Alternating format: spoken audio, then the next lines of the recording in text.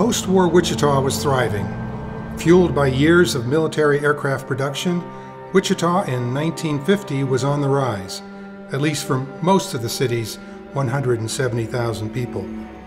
But for others, the less fortunate, those without a job and seemingly without hope, the future appeared bleak because Wichita had a homeless problem. But a doorway to hope was about to open: the Union Rescue Mission.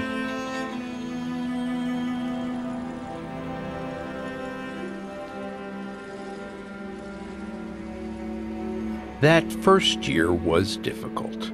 City officials complained because we were distributing religious tracts.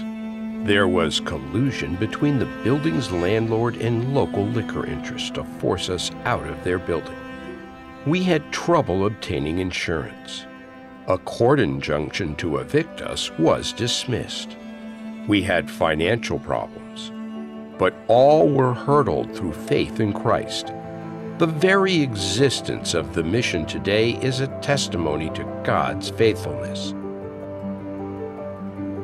It was on this very spot that Martin Moody and his colleagues met to form what would become the state's largest and oldest rescue mission for men. They called that first homeless shelter the Gospel Service Center. It opened in a former pool hall and tavern here on East Douglas. The building is no longer here.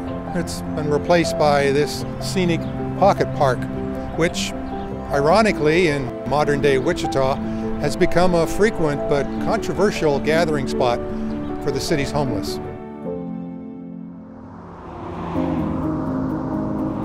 That early Wichita shelter was patterned after the city mission movement that began in Europe in the 1850s and came to America years later. Ministry to the homeless was pioneered by men like Scottish evangelist David Naismith and Jerry McCauley, who is credited with founding the Bowery Mission in New York City, now the largest shelter in the U.S. Their street ministry became known as the soup, soap, and salvation business because of the practice of providing food, shelter, and a gospel message to vagrant and drunken men off city streets. Many early rescue missions drove wagons through the town with musicians aboard, appealing to the wayward men to come to the mission for good food and good fellowship. Some of the passengers that they would attract were so intoxicated that they would eventually slip off the back of the wagon, thus giving rise to the popular expression for an alcoholic's relapse. He fell off the wagon. In that era, rescuing the homeless was primarily a men's ministry, organized by men for men, but not so here in Wichita. America's air capital has a history of female crusaders, women determined to rescue men from the grips of demon rum and irresponsible living. Just across the street from this park is a statue of Carrie Nation, the radical standard bearer for the temperance movement, which so violently opposed alcoholism. She described herself as a bulldog running along at the feet of Jesus, barking at what he doesn't like. Carrie once barged into a Wichita saloon, brandishing a hatchet, and took swings at the startled patrons. The Union Rescue Mission also traces its origins to a woman by the name of Miss Ladeau. Little is known about this key person in the mission's history. Even her first name is a mystery to us.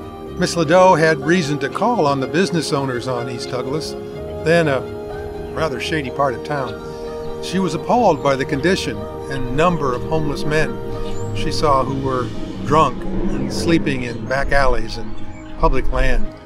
In the fall of 1950, Miss Ladeau made an impassioned plea to the Christian Businessmen's Association of Wichita to do something for the homeless men on East Douglas.